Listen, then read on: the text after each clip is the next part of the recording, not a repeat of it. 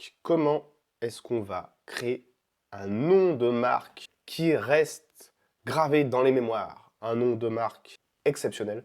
Comment est-ce qu'on va créer un nom de marque impactant?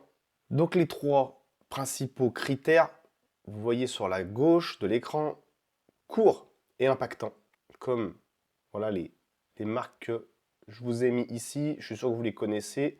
Elles sont ancrées dans votre cerveau. Normal, c'est toute une stratégie, c'est le marketing qui veut ça. Juste en voyant ces logos, votre cerveau fait l'association. Vous voyez, il sait exactement, la petite pomme là, c'est Apple, ça Starbucks, McDo, Nike, Adidas, Tesla, Coca-Cola. C'est automatique, c'est comme ça. Pourtant, il existe énormément de marques de soda. Vous auriez pu penser à Pepsi ou autre chose. Mais en fait, automatiquement, on pense à Coca. Pareil pour cette chaussure. C'est juste une chaussure. Hein. Il en existe des millions, voire des milliards de paires de chaussures. Mais juste ce petit sigle-là, dessus, bah vous savez que c'est une Nike. Parce que c'est ancré dans votre cerveau. C'est comme ça. Vous associez la sneaker à Nike. Pareil pour ce petit gobelet, c'est juste un gobelet de café. Ben voilà, vous pourriez penser, je sais pas moi, un espresso, je sais pas quoi. Et ben le gobelet comme ça, sous cette forme, avec la couleur verte bien sûr. Hein. Starbucks. Tout de suite, on pense à Starbucks café. Pourtant, c'est un pauvre gobelet, mais avec ces couleurs là, et ben ça me fait penser à Starbucks. Voilà. C'est la puissance du marketing, puissance des marques.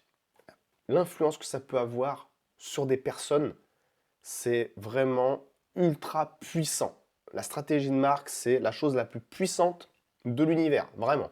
Et vous le voyez dans votre vie, hein, tout ce que vous consommez, tout ce que vous avez depuis que vous êtes enfant, McDonald's par exemple, c'est vraiment l'exemple type de la marque qui a une aura ultra puissante, transperce ses générations, vraiment. Donc je continue, 3 syllabes max. Dès qu'on dépasse 3 syllabes, le problème, qu'est-ce qui va se passer? C'est que les gens, après, raccourcissent. McDonald's, c'est devenu McDo.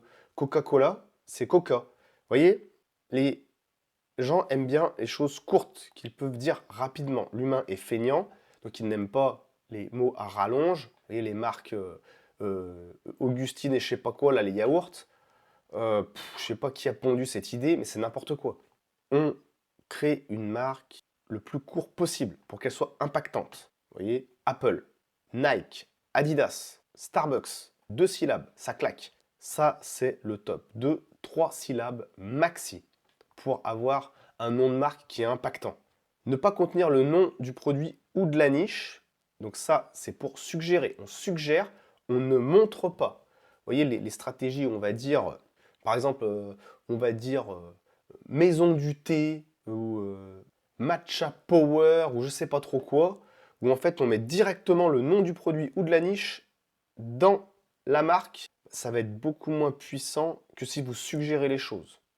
Voilà, vous voyez toutes les marques ici, ils n'ont pas mis Sneakers Land ou je sais pas quoi. Vous voyez ici Tesla, c'est pas Tesla Car, vous voyez. Maintenant, moi, quand je crée une marque, vous voyez, j'en ai lancé plusieurs. Maintenant, quand je crée une marque, j'essaye que le nom de mon produit ou de la niche ne soit pas inclus dans le nom de la marque, ni dans le logo.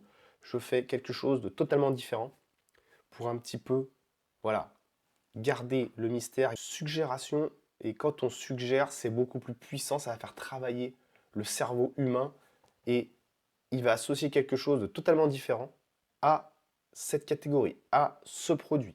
Et là, c'est ultra puissant. Vous voyez, juste une pomme qui n'a absolument rien à voir avec l'informatique, on est d'accord?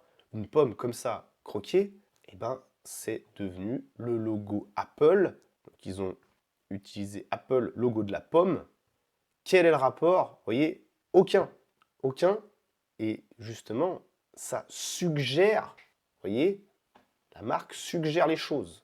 Pareil, quand on prend Adidas, suggère une chaussure. Là, les designers ont été très forts, puisque voilà, vous voyez, ça a une forme. Quand on analyse bien le logo, quand on reprend l'histoire du marketing, ça prend une forme de chaussure.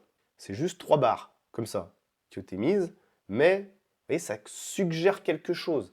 Pareil avec Nike, vous voyez, la forme comme ça, en virgule, c'est le mouvement, le sport. voyez, ça, on suggère des vêtements de sport avec cette virgule qui fait le mouvement.